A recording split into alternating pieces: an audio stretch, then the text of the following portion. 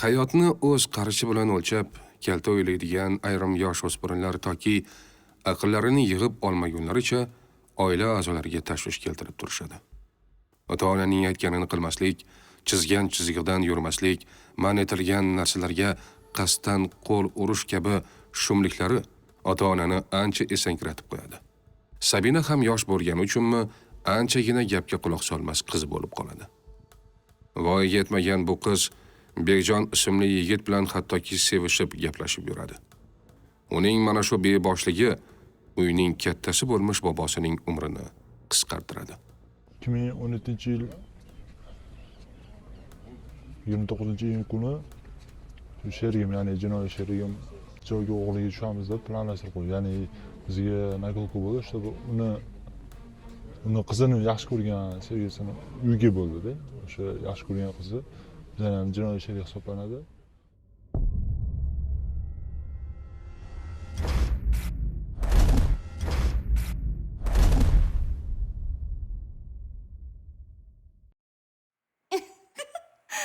Voy, gapirma, kecha o'tirgan joyimizda mazza qilib o'tiribman. Masalaga aytdim, turmaylik dedim. O'zlaring turib ketdilaring. Ketmaganlaringda zo'r bo'lardi. Yaxshi yetib oldinglarmi? Telefon ham qilmadinglar. Anu bola ham qanaqadir shilqimlik qildimi? Stolimizga har xil narsalarni jo'natdi. Voy, gapirma, shunaqa ham boshim og'rib, ertalab ham g'alati bo'lib turdim. Bugun ham o'sha joyga boramizmi? Menga rosa ham yoqdi. Puldan muammo yo'q, pul o'ylab o'tirasanmi? Kerak bo'lsa senga ham to'lab beraman. Menga qara, o'chir telefoningni.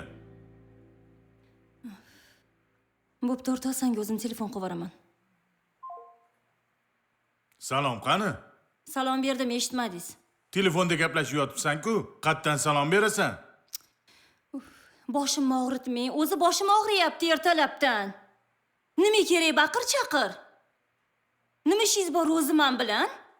Menga qara, kechqurun qayerda eding o'zi? Nimaga kech kelding?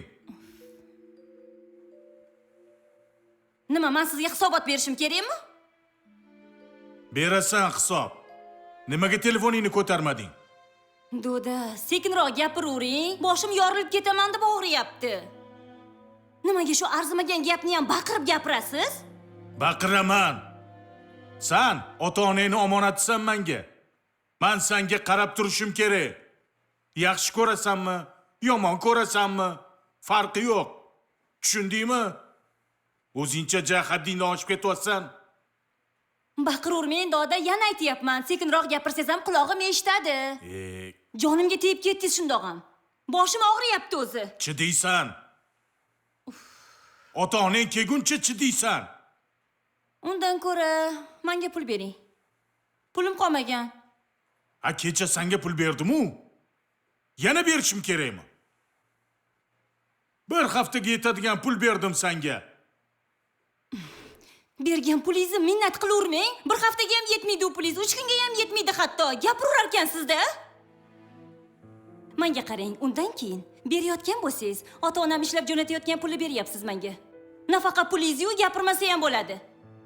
Tavba qildim. Xullas, berishga majbursiz. Qancha xohlasam berishga majbursiz. Bermayman. Berasiz. Bermayman dedimmi, bermayman. Ko'rasiz hali. Odam bo'lmay ket.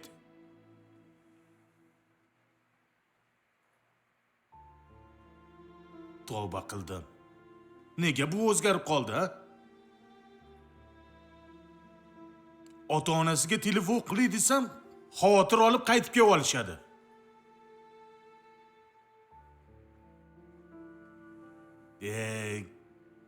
Mayli, shunaqa paytida. Qattiqroq turishim kerak o'zi bunga.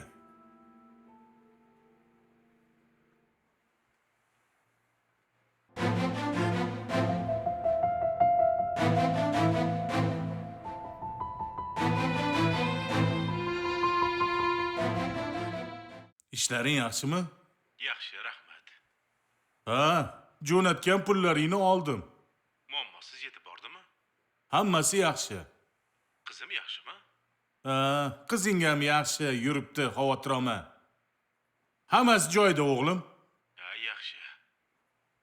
Biroz injiqligini aytmasa, qolgan hammasi yaxshi. Ha, shunaqa deng. Endi shu yoshda shunaqa bo'ladi-da, o'g'lim. Mayli. Pullarni nima qilyapsiz? Ha, pullaringni to'plab qo'yibman. Aha. Hamma yuborgan pullaringni bitta qilib yig'ibman. Ha, xavotir olma o'g'lim. Qizingga hamchi o'zimni pensiyamdan berib yuboribman. Sani pulingni ishlatmayapman. Ha, xavotir olma, hammasi yaxshi. Kelinimga salom aytib qo'y. Bo'pti, xo'p, ehtiyot bo'l. Mayli, sog' bo'ling. Bo'pti.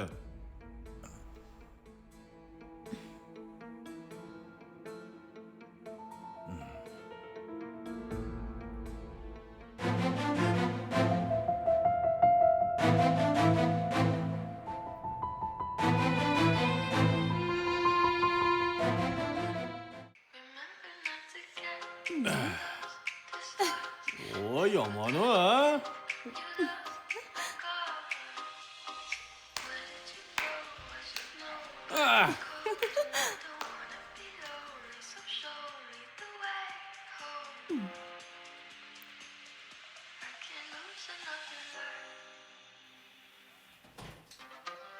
Ya, Ha?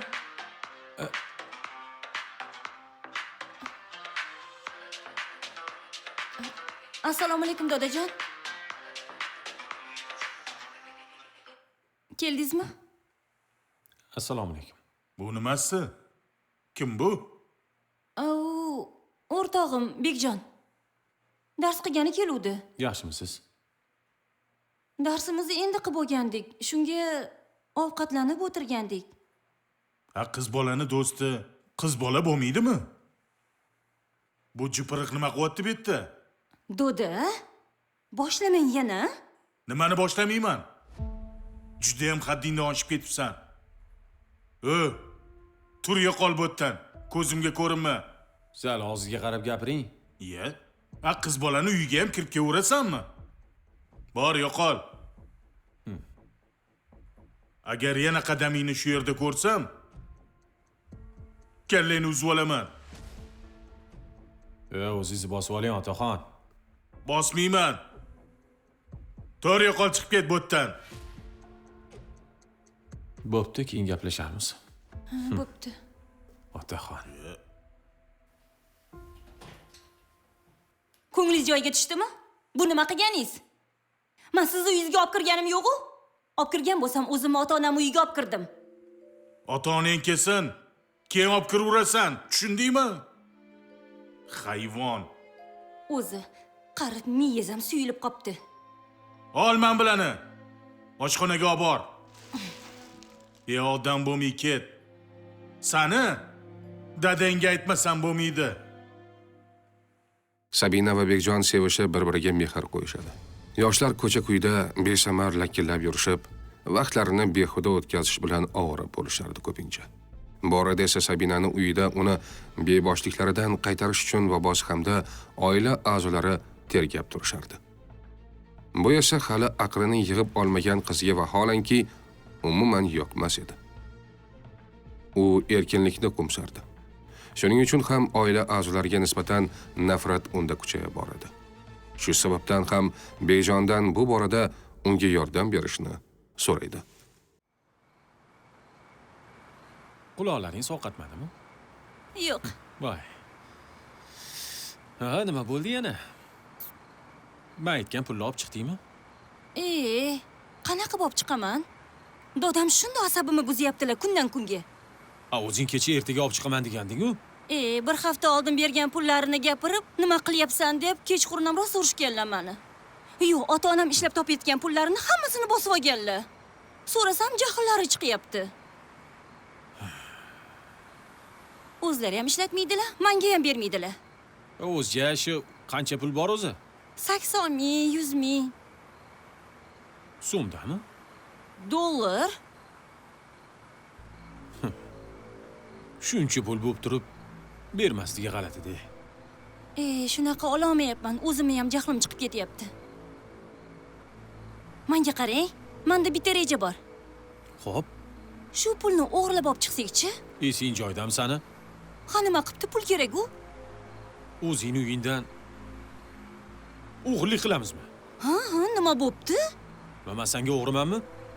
Men o'zim yordam beraman, sharoit qilib beraman. Kim bor, kim yo'q aytaman. Faqat siz aytgan vaqtimda kelib bersangiz bo'ldi. Eshikni ochib o'zim ichkaridan kutib olaman. Pul yo'qolgandan keyin voydod pul yo'qoldi deb vahima qilib beraman. Qarabsizki, dodam ishonadilar, hammasi joy-joyiga tushib ketadi. O'zingizga yaqin o'rtog'ingizmi, biror kim bormi? Faqat ishonchli bo'lish kerak. Sizlarning haqqinglarni ham beraman.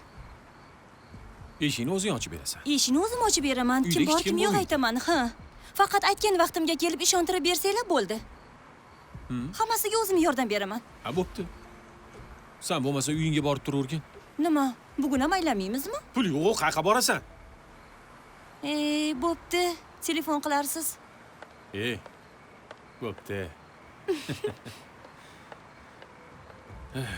Xullas, Sabina kunlarning birida uylarida katta miqdorda pul saqlanishini bu yigitga gullab qo'yadi. Bekjon va uning do'sti Faruqni esa ushbu pul masalasidagi ma'lumot qiziqtirib qo'yadi. Yigitlar Sabinadan barcha ma'lumotlarni so'rab bilib olishadi. So'ngra Sabinaning iltimosiga binoan mana shu pullarni qo'lga kiritish borasida ancha-muncha rejalar tuza boshlashadi. Uy ichi a'zolarining har bir qadamidan boxabar bo'lib, ularning qachon, qayerda bo'lishlarini qadam-ba-qadam kuzatishadi. Bunda esa Sabina yigitlarga yordamlashib turadi. Qalaysiz? Uzumsan. Yaxshimisan? Charchamayapsan? Nima gap? Yaxshi. Nima kayfiyating yo'q, tinchlikmi? Qo'yaverasan. Kayfiyat o'zi har doim shu ahvol-ku menda. Qarzlarim ko'payib ketdi. Ha. Mendan olgan qarzingni ham berishing kerak, esingda bormi? Olasan. Qasinlashdi. Men seni bekorga chaqirmadim. Hamma qarzingdan bitada qutulish xohlaysanmi? Qanaqa qilib? Men gaplashadigan, yaxshi ko'rgan qizimni bilasan-a? Hop. Xullas, o'shaning uyida pul bor. Katta pul bor. Nima qildi pul bo'lsa? Nima qilib pul bo'lsa, olib chiqish kerak. Esing joyidami? O'g'irlik qilamizmi endi? O'g'irlik qilmaymiz. Qiz o'zi aytayapti-yu. Eshikni bizga ochib turadi. U qizni o'zini uyidan o'g'irlatmoqchimi? Ha, Qanaqa qizlar bilan gaplashib yuribsan-ey? nima ishing bor? Pul kerak emasmi? Kerak. Qancha ekan o'zi? 80 ming 80 ko'kida. dollarmi? Ha, Voy xudo. Menga qara, qizni o'zi olib chiqib bersa bo'lmaydimi o'sha pulni? ahmoq, o'g'irlangandek qilib ko'rsatish kerak-ku. Ha. Ikkita maska olamiz. Uyda hech kim yo'qligida eshikni o'zi ochib beradi, kiramiz, tirs olamiz, chiqamiz, bo'ldi. Mayli, men roziman, faqat muammo chiqmaydimi? Muammo bo'lmaydi. Qizni o'zi bo'ladi deyapman-ku. Hop. Sen bilan menga qancha tegadi? Olib chiqib yuboraylik, gaplashamiz u yog'ini. Qachon? O'shani gaplashgani chaqirdim-da. Xo'p, Faruq va Bekjon bir necha kun uy atrofida o'ralashib vaziyatni o'rganishadi. So'ngra Sabinadan qaysidir bir kunda uyda hech kim bo'lmasligini aniqlashadi. Uchala inson birlashib bosqinchilik va o'g'irlik rejasini tuzishadi. Bu rejaga binoan ular uydagi katta miqdordagi pulni olib chiqib ketishlari kerak edi. Bu bosqinchilikdan asosiy maqsad Faruq va Bekjon pullik bo'lishardi. Sabina esa uydagilarga qaysidir darajada zarba bermoqchi edi. Nima qilyapsan? telefon qilyapman. Yig'ishtir telefoningni. Nima? Agar biron nima bo'lib qolsa bilasanmi? Mana shu telefoningdan topishadi. Unda nima qilamiz? Uydami yo'qmi bilish kerak-ku. Hozir shoshmay tur. Biron nima o'ylab topamiz. Plan qilindi. Ya'ni o'sha kunning o'zida tushdik va uyda hech kim bo'lmasligi kerak edi.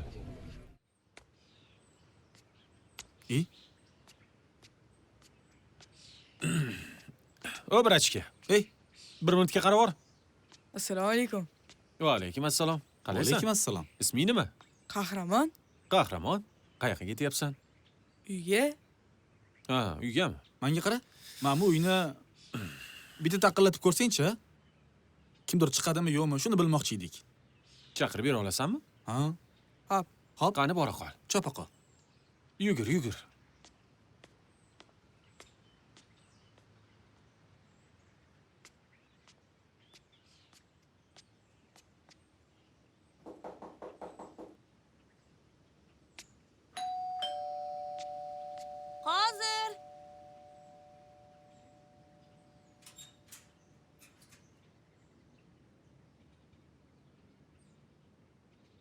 Assalomu alaykum. Yaxshimisiz? Tinchlikmi? Nima kerak senga? Yo. Sizni anu bola chaqirishayotgandi.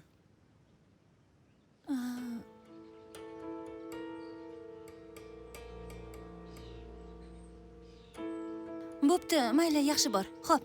Hop. O'xshadimi?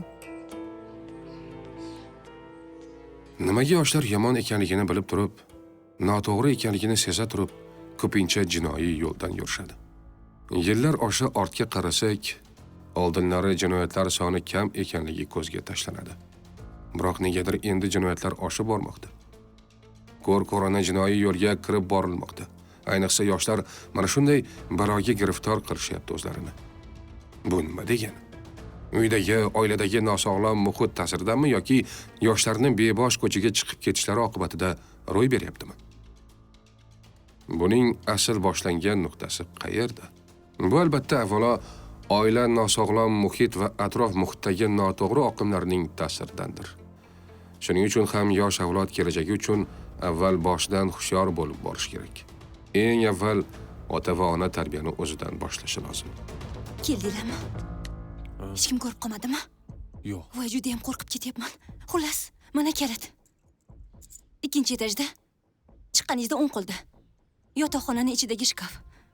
Iloji boricha shovqin qilmanglar. O'sha oq shkafda. Bo'pti. Juda ham qo'rqib ketyapman. Men ichkarida bo'laman. Maska olib kelgansizlar? Ha, olib kelganmiz. Sen boraver. Bo'pti. Ma. Boy ekan-a? Ko'p gapirma o'sha. Menga qara. Vaziyatga qarab ish qilamiz, tushundingmi? Tushundim. Hushyor bo'lish kerak.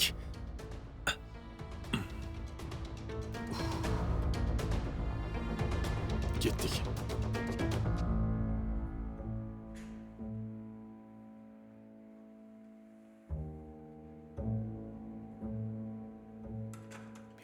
Bu yoqqami?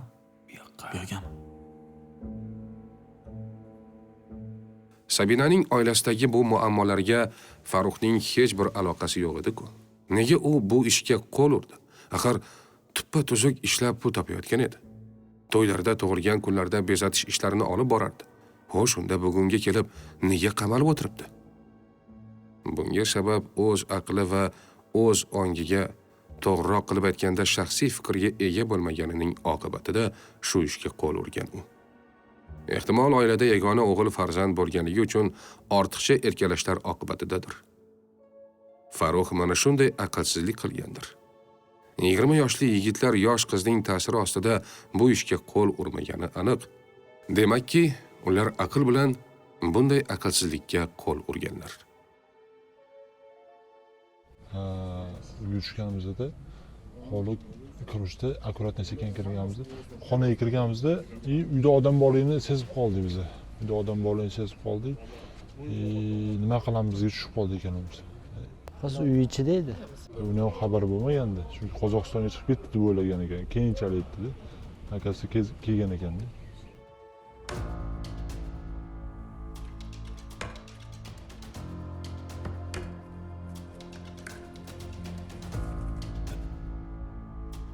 Bu yoqqa qara.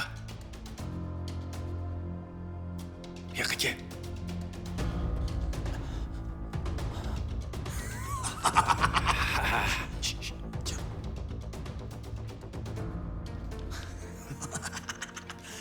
Bola-qa.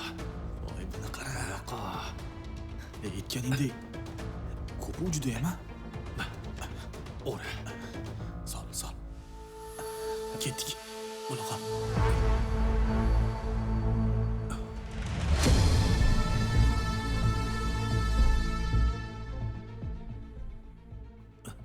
Nima qilyapsanlar bu yerda? Pulni joyiga qo'y. Pulni joyiga qo'y dedim. Bu meni bolammi? Halol ishlab topgan puli. Yaxshilikcha qo'y dedim sallaga. Haromxo'rlar. Hozir bo'lmasam, militsiyaga qo'ng'iroq qilaman. Iloji yo'q, endi urvoramiz, qo'l oyog'im bog'lab urvoramiz dedik. Keyin amalab o'g'li chiqib ketamiz deyishdi. Shu kelishdi. Biz kirib kelishiga biz bilmadik u necha yoshda qanaqa insonligi bilmasdik-da. Hojatga chiqdi, kutdik hojat chiqsin. Hojat chiqdi. Qaytib o'tganda men zalga oshib tushib kirib kelishiga o'ng qo'lim bilan urdim.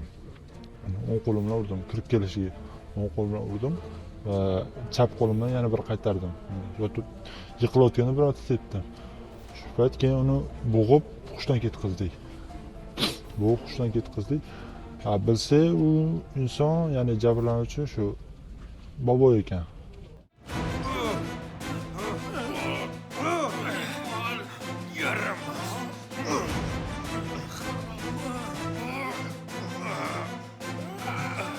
Xullas kalom Sabinaning uyiga bosqinchilik va o'g'irlik amalga oshiriladi. Ammo mehmonga ketgan uy ichidagilardan Sabinaning bobosi qaysi sabab bilandir uyga qaytib kelgan bo'ladi. Bu esa o'ylangan rejada yo'q edi. Yigitlar qaytib ketish o'rniga aksincha uyda payt poylashadi. Fursat bo'lishi bilan cholga tashlanishadi. Cholni bo'g'ib, kaltaklab, kuch ishlatib zo'ravonlik qilishadi. Sabina ham bemalol bu narsaga qarab turaveradi. Boboyning yoshi o'tganligi sabab bunday azoblarga dosh bera olmaydi va jon taslim qiladi. Men urganman, paddaning shu jinoyatchilarni bo'g'ganda.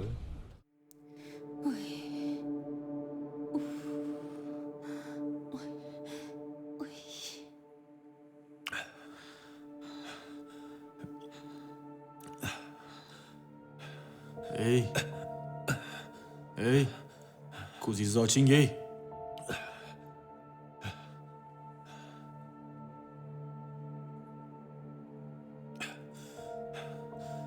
O'lib qoldi shekilli. Arzimagan shu pulni deb. Men shuni deb qamalib ketamanmi endi? Ha? Biz bunaqaga kelishmagandik. O'ldirishga kelishmagandik. Bu qatdan paydo bo'ldi. Anu qizing bilan hech kim yo'q degandilaring menga.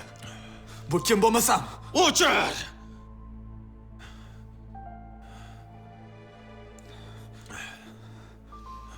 Qayerdan bilaman? Uyda hech kim yo'qligini. Bobo inson bo'lganik, endi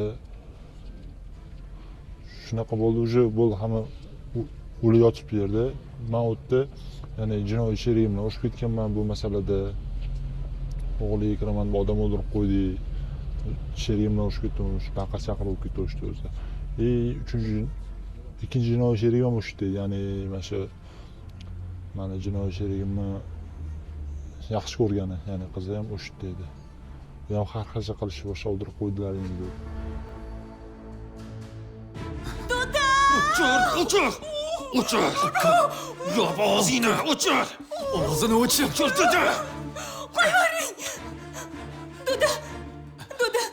Duda, ko'zingizni oching. Nima qildinglar? Duda, nima qilib qo'ydinglar? Duda, ko'zingizni oching. O'chir! Dudajon, ko'zingizni oching. O'chir ovozingni! O'chir!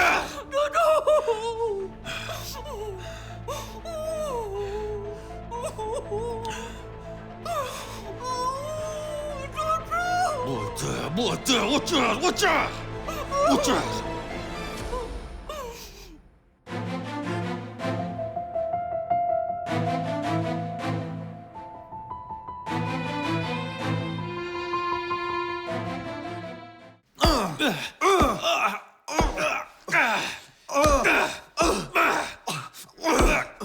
Voy, yaramas!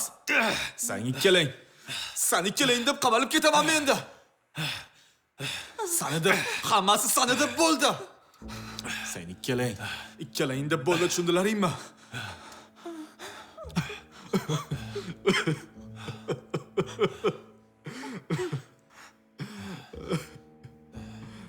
Uyda hech kim yo'q degandilaring-ku. Duda.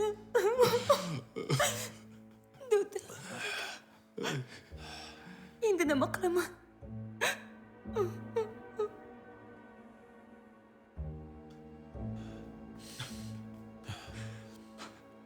Bir narsa o'ylab topmasak bo'lmaydi. O'tirishda qamalib ketamiz. Men ham sizlarni deb endi qamalib ketamanmi? O'chir! Nima qilamiz? Ikkalanga eshit. Hozir kiramiz. Mani bitta rejam bor. Nima qilib bo'lsa ham hidini chiqarmasdan yo'qotishimiz kerak. Bo'lmasa aniq qo'lga tushamiz. Tur. Tur o'rningdan. Yur. Tur o'rningdan sana. Yur, yur, yur. Yur.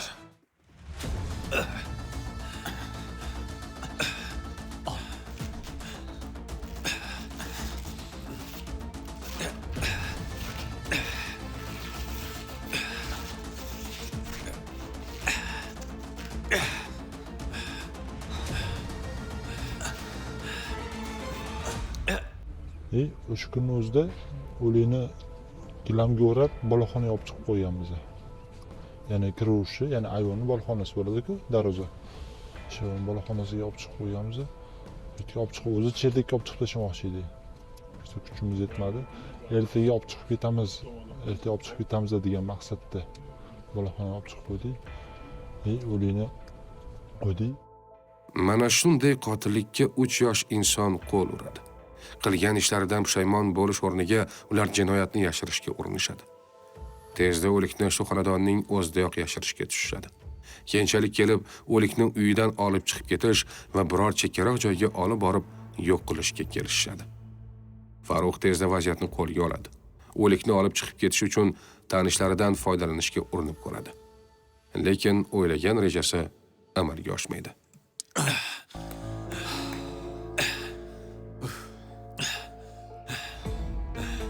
Ey, yuzi ochilib qoldi-ku buni.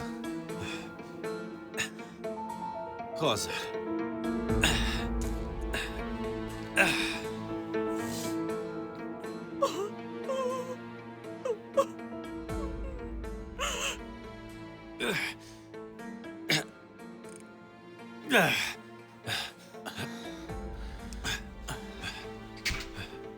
Bo'ldimi?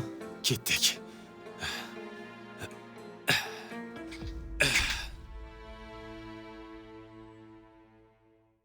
Bordi, pul olinmagan. Men to'g'risini aytsam, o'likdan keyin pul ko'zimga ko'rinmagan.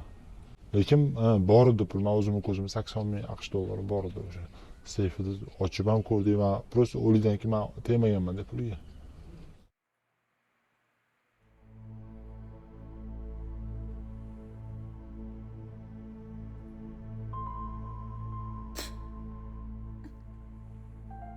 Mana endi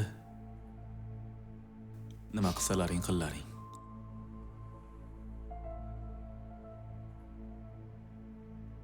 Ikkaling ham o'lib ketmaysan menga desa. Sanlar bilan oramiz ochiq.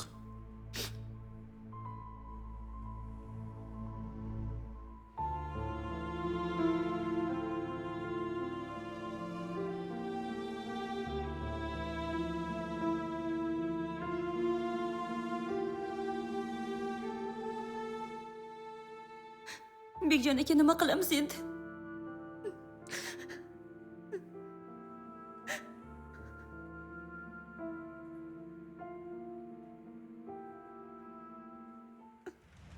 Men chiqib ketdim uydan. U ikkalovi qoldi uyda. Chiqib ketdim, shu bilan uyga keldim. Kelib uxladim. Kechasi o'tgan ishda bu. Buning taraf uxladim, keyin ertalab turib sherigim bilan ko'rishdim. Ya'ni Bodomzor Perkovskada ko'rishdim. Nima qilamiz? O'shanda endi degan akamiz bordi, taksist edi. Bo'lgan hamma narsani aytdi, mana shunaqa ish bo'ldi aka deyildi. Shu payt bo'pti, nima xizmatga qarshi olib chiqib ketishimiz kerak edi. Bordi o'sha kun, ertasi kunning o'zida bordi, 30-kuni. Tinchlikmi? Nimaga chaqirdilaring?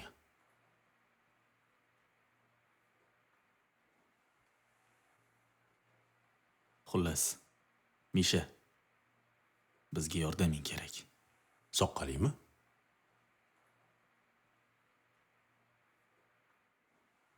Xullas, Biz bitta odamni o'ldirib qo'ydik. Ustimdan kulyapsizlarmi?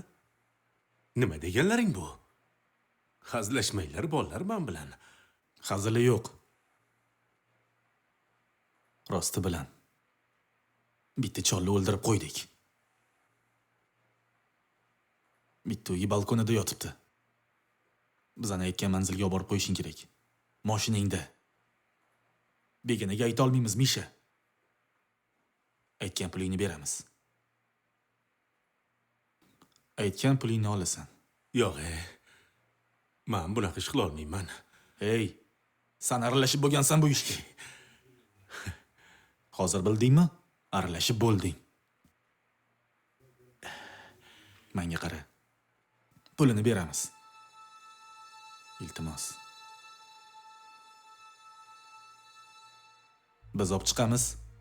Sen mashinangda manzilimizga olib borib qo'ysang bo'ldi. Bilaman, qiynalib yuribsan. Senga hozir pul kerak. Xo'p, deya qo'ygin, aytgan pulingni beramiz deyamiz-u. Lekin hech bunaqa ishga aralashmagandim. Misha! Gap chuvalatma.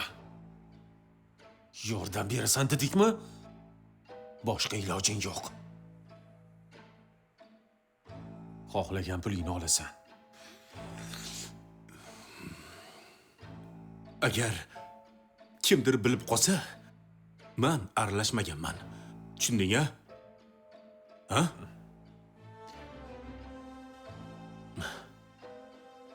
Turlaring ketdik. Bordik, kutdik. Yarış kechqurun soat 2 dedi. Uyda hech kim yo'q. Kirmoqchi bo'ldi. Men sherigimga aytdim, yani jinoiy sherim. Qo'y shu yerda qola qolsin, qo'y yo'qotib yubormaydi shu narsani dedilar.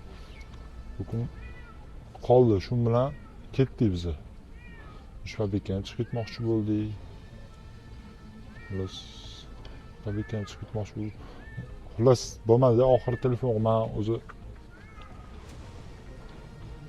ishlarda bitta okim ishlardi. Shu viloyat ichki ishlarida, ya'ni UD deyiladi. Sentral uchastka payt UD va hozir 02 bo'lgan. Shunda endi okimga telefon qilib aytdim, noiloj mashinani chiqib qo'ydim. Qayerdasan ukam dedi. Mashtaman, bu kim ketyapman, kelib turib ko'tarishib, o'shdan ko'tarib ketishgan keyin. Farruh marhumning jasadini yo'q qila olmaganidan keyin qochish rejasiga kirishadi. U chetga qochib ketishni ham rejalashtiradi, ammo oilaning sog'inchi, ota-onaning boshini egishi, xullas shunga o'xshagan vijdon azoblari uni bu yo'ldan qaytaradi. Oxiri qonunni himoya qiladigan bir qarindoshidan yordam so'raydi. Biroq ming qarindosh urug'chilik bo'lmasin, qonun hamma narsadan ustun turadi. O'sha qarindoshi tezda Farruhni qo'lga oladi va qonun qo'liga topshiradi. Nima qilib qo'ydim? Nima qilib qo'ydim? Nima qilib qo'ydim? Qayerdan aralashdim o'zi? Qayerdan aralashdim? Oy! Har xil narsalar o'tdi. Gap uxlashda emas, o'zi umuman har xil narsalar o'tdi. O'ylayver ekansiz, bitta xayolda faqat bitta narsa aylanaver ekanda, hozir fabrikaga ham chiqib ketmoqchiman bo'ldim. Chunki nega agar fabrikaga chiqib ketsam, otamni chaqirib qamalib qo'ysa nima qilaman? Yomon nomda qolib ketaman. Ya, unchalik emas. Endi meni qamashadimi? Ana qamalaman. Ana qamalaman. Ana qamalaman. Melisada Sirojaga bormidilar?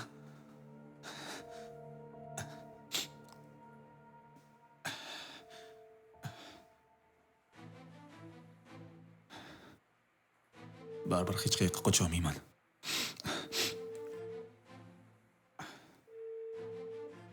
Allo. Eshitaman. Siroj aka. Assalomu alaykum. Alaykum assalom. Farruh senmisan? Man Farruhman. Tinchlikman. Nima bo'ldi? Ovozing boshqacha. Haligi Siroj aka.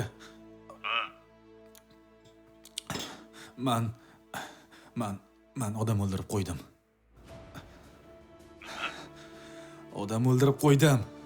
Nima deyapsan? Menga yordam bering. Hozir qayerdasan? Dachadaman. Hech qayerga ketib qolmay tur, Farruh. o'zingga yomon bo'lishi mumkin. Tushundingmi? Hozir yetib boraman. Xo'p, Bo'pti. xo'p.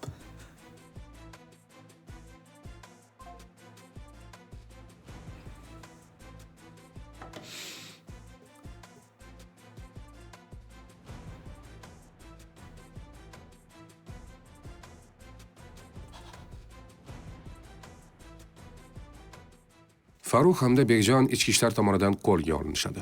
Yigitlar yosh umrlarini xazon qilishadi. Sabina ham qiz bola nomiga dog' tushirdi. Ularning aybi bilan bir odam hayotdan ko'z yumdi. Farruh jinoiy sherigi bilan uzoq yillik qamoq jazosiga tayinlanishadi. Yaxshiyamki o'z vaqtida organ xodimi bo'lmish qarindosh tomonidan jinoiy ish ochib beriladi. Agarda bu ish bosti qilib yashirilganida edi. Javobgarlikni his qilmagan yigitlar yana va yana mana shunday katta jinoyatlarga qo'l urishardi. Bir qancha insonlarning yostig'ini quritishardi. 17 yil beruvdi. Keyin orada bir iltimosnoma yozdim. Jinoyat kodeksi 127-moddasini olib tashlashdi. Yani 127-modda nima desa bu? Voyaga yetmaganda jinoyatga jalb qilish. Ya'ni o'sha jinoyat sherigi qiz xolos voyaga yetmaganda-da. Keyin olib tashladi, 6 oy kesib berdi menga. Surg'imdan 6 oy kesib berdi, ya'ni 16 yil 6 oy. Xo'sh, Farruh. Boshidan tushuntirchi, nima bo'ldi? Xullas, Siroj aka, to'g'risi ozgina pul kerak bo'lib qolgandi. Xo'sh. Ahmoqlik qilib qo'ydim. Bitta og'aynimning gapiga ishonib o'g'rilikka kirgandik. Keyin bilsak, uyda odam bor ekan.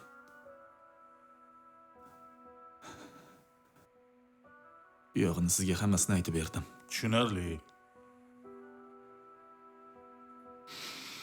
Qochmaganing yaxshi bo'ldi. Endi u narsalar senga sudda ancha yordam berishi mumkin. Farruh, qolganini idorada gaplashamiz ukam. Tur o'rningdan, ketdik. Tur, yur. Tur ukam, yur.